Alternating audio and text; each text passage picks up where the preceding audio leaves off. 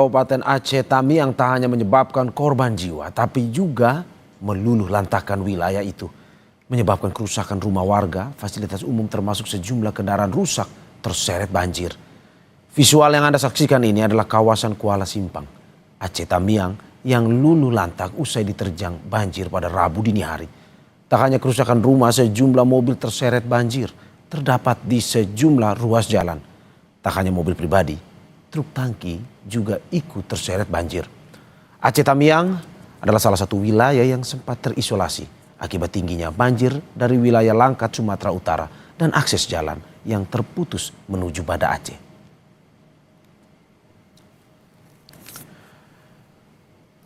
Dan untuk mengetahui lebih lengkapnya, saudara, kita sudah bersama jurnalis Kompas TV, Emir Syahpurban dan juru kamera Dedi Ginting di Aceh Tamiang. Emir, selamat pagi.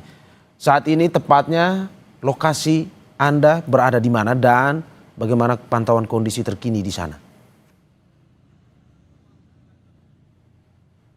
Ya, Mario dan juga saudara, saat ini saya berada di Karangbaru, Kuala Simpang, Aceh Tamiang, yang saat ini saya berada di atas pemukiman warga yang sudah rata dengan tanah. Dapat Anda lihat, saudara, di sekeliling saya ini merupakan bekas-bekas bangunan rumah warga yang hancur akibat diterpa banjir bandang yang terjadi Rabu lalu. Dapat itu visual yang Anda saksikan, saudara, adalah perkampungan bernama Kampung Dalam. Dapat Anda lihat di sini sudah rata dengan tanah. Hanya tersisa sisa-sisa bangunan dan juga mobil-mobil kendaraan yang juga ikut terdampak banjir bandang yang terjadi Rabu lalu, saudara. Terhitung dari hari Rabu, berarti sekarang merupakan hari ke-8 warga terdampak banjir bandang. Informasi dari warga tadi, saudara, mengatakan untuk bantuan sendiri sampai dengan sekarang belum merata, sehingga warga sangat kekurangan akan bahan makanan. Juga untuk bertahan hidup, warga terpaksa meminum air banjir ataupun air genangan yang terlebih dahulu mereka saring sebelum akhirnya mereka minum. Begitu juga, saudara, mereka terpaksa untuk bertahan ataupun tinggal di atas puing-puing rumah mereka karena memang mereka sendiri tidak tahu akan ataupun mau tinggal di mana karena rumah mereka sudah hancur. Sehingga masyarakat sangat mengharapkan, Mario dan juga saudara, untuk bantuan agar segera dipercepat agar bantuan ataupun bahan makanan dapat dibagikan secara merata. Begitu juga dengan air bersih, warga sangat membutuhkan air bersih semenjak terjadinya banjir bandang yang melanda. Begitu juga dengan warga mengatakan membutuhkan posko-posko untuk tinggal sementara karena rumah mereka sudah rata dengan tanah, dan juga obat-obatan karena mereka khawatir rentannya terserang penyakit dengan kondisi saat ini. Kemarin Mario dan juga saudara, saya sempat bertemu dengan Wakil Bupati Aceh Tamiang mengatakan bahwasannya 90% wilayah di Aceh Tamiang terdampak banjir bandang Rabu lalu. Sehingga memang banjir bandang ini meluluh lantahkan sebagian besar Aceh Tamiang. Kemarin kami juga berkunjung ke salah satu wilayah yang merupakan pusat perekonomian dari Aceh Tamiang, yaitu berada di daerah Lintang Atas. Di daerah sana, saudara, ketinggian air banjir itu mencapai lebih dari 4 meter dan membawa material berupa lumpur-lumpur tebal. Sehingga pasca banjir ini, daerah tersebut lumpuh total karena memang tidak dapat diakses. Namun pada kemarin kami sudah bisa mengakses wilayah tersebut dengan cara menumpangi mobil-mobil truk besar. Dan untuk saat ini akses dari dari Medan menuju Aceh Tamiang itu sudah dapat diakses oleh mobil-mobil pribadi seperti mobil SUV ataupun mobil kecil. Dan juga, saudara, pentingnya untuk menyediakan posko-posko di Aceh Tamiang ini karena memang pemerataan posko-posko pengungsian itu belum maksimal sampai dengan sekarang. Warga hanya mendirikan posko-posko secara mandiri dan juga meminta sumbangan-sumbangan kepada pengendara yang lewat, nantinya untuk dikelola untuk memenuhi kebutuhan mereka di posko tersebut, Mario. Ya, Emir. Kebetulan karena Anda berada di lapangan saat ini, saya mencoba mengutip salah satu liputan kita di sana, bahwa kata masyarakat di sana, kami saring air di jalan atau banjir buat minum, katanya. Dari yang Anda saksikan saat ini, apakah betul hingga saat ini warga masih terus berusaha bertahan, membutuhkan air bersih, tapi tetap mengonsumsi air banjir tersebut. Itu yang Anda saksikan saat ini, yang bisa Anda laporkan atau bagaimana sebenarnya? Ya miris sekali Mario, karena memang salah satu hal yang terpenting yaitu adalah air bersih. Namun akses air bersih sampai dengan sekarang itu belum ada. Begitu juga bantuan berupa air bersih belum merata. Seperti liputan kami kemarin, kami mendapati seorang ibu yang terpaksa memberikan bayinya dengan genangan air banjir yang terlebih dahulu disari. Dan itu tentu mengiris hati kita. Seorang bayi diberi minum bekas ataupun dari genangan air banjir, karena memang sudah tidak ada lagi akses air bersih di sini. Dan sampai hari ini saudara, warga sangat membutuhkan air bersih selain untuk memasak, juga untuk tentunya minum ya, karena khawatir sekali warga itu bisa dehidrasi karena ini sudah memasuki hari ke-8. Kita bayangkan saja, dalam satu hari saja kita tidak minum itu sudah dehidrasi yang cukup ya.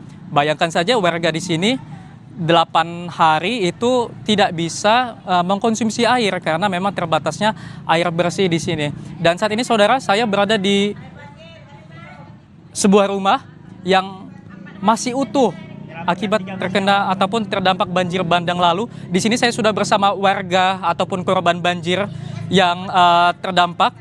Saya ingin bertanya mengenai akses air bersih. Saya izin bertanya kepada Abang. Jadi bagaimana cara bertahan hidup tanpa adanya air di wilayah ini pasca terjadi banjir, Bang? Kami Bang di sini 13 orang di atas tank kami. Itulah kami minum hanya air lumpur inilah yang kami minum. Ini Angga, sepupu saya. Jadi Bang Angga, lalu setelah bertahan di atas seng ini berapa lama Bang sampai dengan airnya surut? Di atas seng 4 hari 3 malam. 3 hari 4 malam. Lalu setelah banjir terjadi, bagaimana bisa bertahan hidup sampai dengan ini kan sudah memasuki 8 hari. Bagaimana bisa bertahan hidup sampai dengan saat ini? Ya menunggu-nunggu bantuan lah Bang. Nunggu-nunggu bantuan. Ya habis itu ya apa yang ada yang di sini ya kita minum kayak air sumur sisa kan. Dan betul Bang mengkonsumsi air bekas-bekas genangan banjir nih Bang? Iya Bang ya. Mau tidak mau lah Bang kan. Baik, sampai saat ini belum ada bantuan yang merata dari pemerintah, benar itu Bang? Betul Bang. Namun saya sempat melihat tadinya ada helikopter lalu lalang. Kalau boleh tahu itu apakah menjatuhkan bantuan atau seperti apa ya Bang? Untuk saat ini di sini emang ada, nggak tahu lah dia jatuhkan di mana kan. Baik, terima kasih Bang Angga atas waktunya. Dan itu tadi saudara wawancara saya dengan Angga, salah satu korban yang terdampak banjir bandang lalu. Dan saat ini saya ingin kembali menanyakan korban banjir lainnya. Sudah bersama saya dengan Ibu siapa Ibu? Vira Pak. Baik, Ibu Vira. Boleh diceritakan Ibu bagaimana Ibu bisa bertahan sampai dengan 8 hari pasca banjir bandang kemarin? Bicarakan yang mana nih Bang?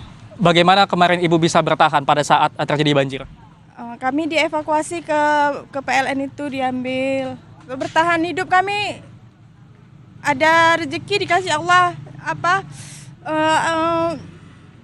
kayak yang anyut-anyut itu diambil berenang-berenang. Tapi sampai sekarang kami mohon Pak, bantuannya. Adik kami itu sakit. Kami belum ada turun apapun di sini, belum dapat bantuan apapun. Kami mau konsumsi air banjir itu. Ada sini banyak yang sakit Pak. Kami mohon, belum ada apa-apa kami di sini. Pesawat lewat, belum ada turun apa-apa di sini Pak. Kami adik itu sakit, ada yang sakit, ada anak-anak ini mulai batuk-batuk kami Pak. Ya saudara. Selain itu, Bu Vira, kalau boleh tahu untuk bertahan hidup untuk minum itu seperti apa Ibu? Minum kami air genang-genangan ini, nanti ada dapat aqua yang sisa-sisa hanyut, bahkan makanan yang di jalan-jalan itu Pak, yang ada yang anyut-anyut, yang bekas-bekas, yang ada di jalan lah, itulah kami makan. Baik, sampai saat ini bertahan di mana Ibu? Ini di sini untuk sementara waktu di situ, itu pun kami belum ada tenda Pak, untuk tenda, untuk kain, untuk apa, kami nggak ada kain, nggak ada tenda. Ini tenda pun dipasang belum ada itu Bang. Tuh kami baru pasang tenda kan, tenda aja kami nggak ada Pak, mesti kena hujan panas, kena angin abu-abu, kami belum ada bantuan apa-apa kami Pak. Artinya jikalau Ibu turun hujan itu seperti apa, Bu? Kebasahan lah Bang, kebasahan kami, nggak tahu kami bilang kayak mana. Terakhir Bu, apa yang Ibu dan korban lainnya butuhkan? Sandang pangan yang terutama kami Pak, untuk obat-obatan adik kami itu, obat-obatan. Baik. Rumah Ibu di mana? Kalau boleh tahu Ibu tinggal di rumahnya yang di mana ya rumahnya? Saya di Kampung Landu di sana. Di sana kan duluan kena di Kampung Landu. Saya mengungsi kemari dekat adik karena ini paling saya rasa tinggi, rupanya sama aja. Oh baik, terima kasih banyak Ibu Vira atas waktunya. Dan itu tadi saudara wawancara saya dengan salah seorang korban banjir lainnya. Dan saya memberitahu juga bahwasannya selain makanan dan juga air bersih, hal lainnya yang dibutuhkan adalah listrik dan juga komunikasi yang sampai saat ini terhambat. Itu juga membuat permasalahan bagi korban maupun warga yang datang ke Aceh Tamiang. Dan saat ini saudara, saya akan mengajak Anda melihat posko yang dibuat secara mandiri oleh masyarakat. Tepatnya saat ini saya berada di Kampung Dalam di Karangbaru, Kuala Simpang, Aceh Tamiang. Nah, ini dia saudara, visual yang Anda saksikan merupakan posko yang didirikan masyarakat secara mandiri. Posko ini yang diharapkan warga dapat melindungi mereka dari panas dan juga dari hujan yang akan menerpa nantinya, karena memang untuk rumah tinggal mereka sudah rata dengan tanah setelah dilanda banjir bandang yang terjadi Rabu lalu. Dan dapat Anda saksikan saudara, di sini korban-korban banjir berkumpul untuk mengisi daya alat komunikasi mereka berupa handphone ataupun smartphone, karena memang kita tim liputan dari Kompas TV datang ke lokasi dengan membawa mobil SNG ataupun mobil satelit yang memiliki daya listrik. Dan dapat Anda lihat di sini saudara, merupakan warga ataupun korban banjir di Aceh Tamiang yang berkumpul siang hari ini saudara.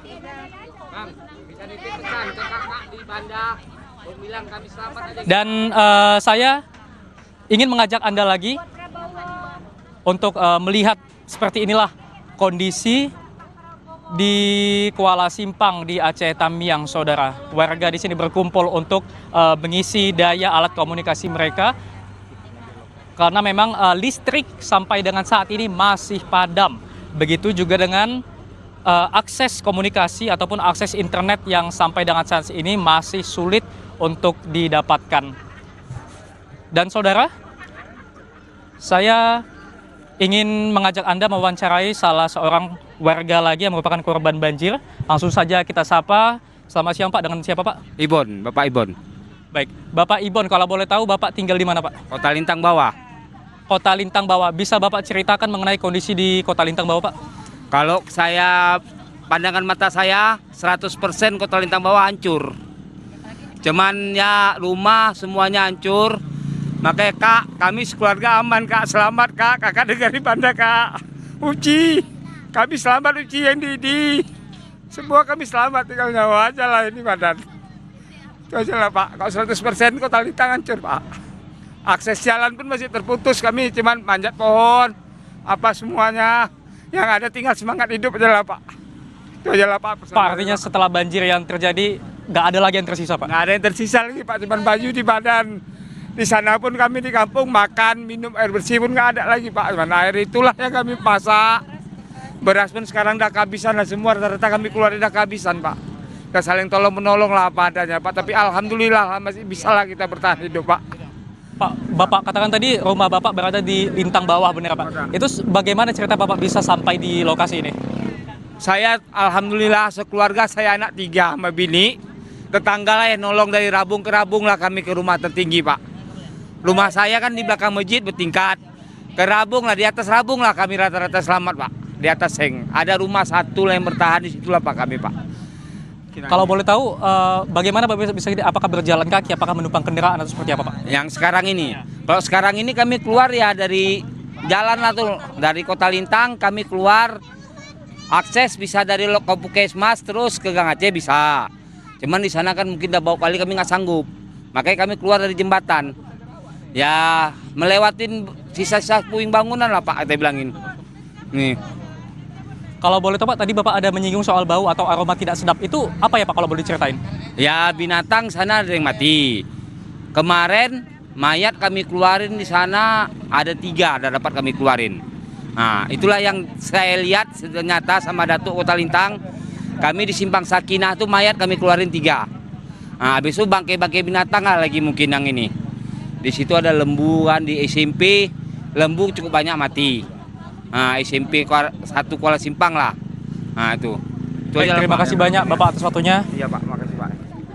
Ya itu, saudara, saya tadinya kembali lagi menanyakan ataupun berbicara dengan salah seorang korban banjir yang mengatakan akibat ataupun pasca banjir beliau tidak memiliki apapun yang tersisa, begitu juga dengan korban-korban banjir lainnya. Mario. Ya Emir, sungguh mengiris hati laporan yang Anda sampaikan kepada kita ini dengan kondisi yang Anda sampaikan dari beberapa narasumber yang Anda wawancara, mulai dari yang saya ingat tadi bahwa mereka bahkan anak bayi ya, anak kecil harus meminum air banjir yang sudah berlumpur di sana untuk bisa bertahan hidup. Belum lagi juga ada yang masih belum mendapatkan bantuan pangan. Kalau kita lihat apa yang Anda perlihatkan kepada kita bahwa hampir mereka melakukan pengungsian secara mandiri, membangun tenda-tenda semi permanen yang dibangun di sekitar rumahnya. Anda mau sampaikan kepada kita dari visual yang Anda perlihatkan kepada masyarakat Indonesia ini bahwa apakah betul mereka ini nantinya ini akan tidur beratapkan langit tanpa ada atap ataupun posko pengungsian yang memadai kepada mereka di saat mereka juga harus menunggu bantuan pemerintah yang sampai saat ini belum tersentuh kepada mereka, dan juga masih ada anak kecil yang kita lihat ya harus bertahan hidup bersama orang tuanya di situ, seperti itu. Ya Mario, benar sekali. Terbatasnya tenda-tenda ataupun posko-posko pengungsian mengharuskan warga untuk mendirikan posko-posko mandiri. Dapat Anda lihat di sini. Di sini posko pengungsian ini hanya beratapkan terpal. Yang tadi warga mengatakan terpal ini baru saja dipasang. Artinya hari-hari sebelumnya warga hanya tidur beralaskan langit. Benar sekali Mario. Sehingga warga jika hujan akan kehujanan. Jika panas terik seperti siang ini, warga terpaksa menahan teriknya matahari. Dan begitu juga di sini tidak hanya orang dewasa, ada juga anak kecil, ada juga orang yang sedang ataupun korban banjir yang sedang sakit, Mario. Dan tentunya warga sangat mengharapkan untuk pemerintah segera menurunkan bala bantuan. Dan saat ini saya akan mengajak Anda lagi, Mario, dan juga untuk mewawancari salah seorang warga. Selamat siang Bapak, dengan Bapak siapa? Siang, dengan Pak Samsudin. Pak Samsudin, kalau boleh tahu tinggalnya di ataupun rumahnya di mana ya Pak? Titiknya tepatnya kami di Aceh Tamiang, Karangbaru, Desa Dalam. Baik Pak. Bagaimana Bapak bisa bertahan di lokasi ini tanpa adanya atap yang menaungi Pak? Ya, kami coba bertahan untuk mencari tempat dataran tinggi ataupun toko-toko setempat agar bisa kami menyelamatkan diri dan membawa keluarga-keluarga kami dari bencana alam yang sangat dahsyat ini Pak. Baik Pak, ini saya lihat ada terpal yang dipasang Pak. Kalau boleh tahu bagaimana bisa mendapatkan terpal ini Pak? Terpal ini kami dapati di pinggir jalan dan kami menjumpai barang-barang yang ada di tempat-tempat kami tinggal ini. Kami gunakanlah sebaik-baik mungkin untuk menaungi kepala kami yang sangat panas dan hujan apabila malam hari. Baik Pak, selama 8 hari pasca banjir, bagaimana ataupun apa yang dikonsumsi sehari-harinya? Kami mendapatkan dari warga-warga yang banyak membantu dari air minum seperti aqua, dan juga kami mencari sumber-sumber air seperti sumur maupun galian-galian yang ada di depan-depan kami. Kami gunakan airnya untuk minum, untuk mandi, untuk menyuci pakaian anak-anak bayi kami, dan untuk keperluan sehari-hari kami di sini selama pasca banjir. Baik, terima kasih banyak Bapak atas waktunya. Siap. Selalu diberi ketabahan. Dan Mario, selain tidur beratapkan langit tadi seperti yang Anda katakan, saya akan menunjukkan ataupun menggambarkan kepada Anda seperti apa air banjir ataupun genangan air yang dikonsumsi oleh warga.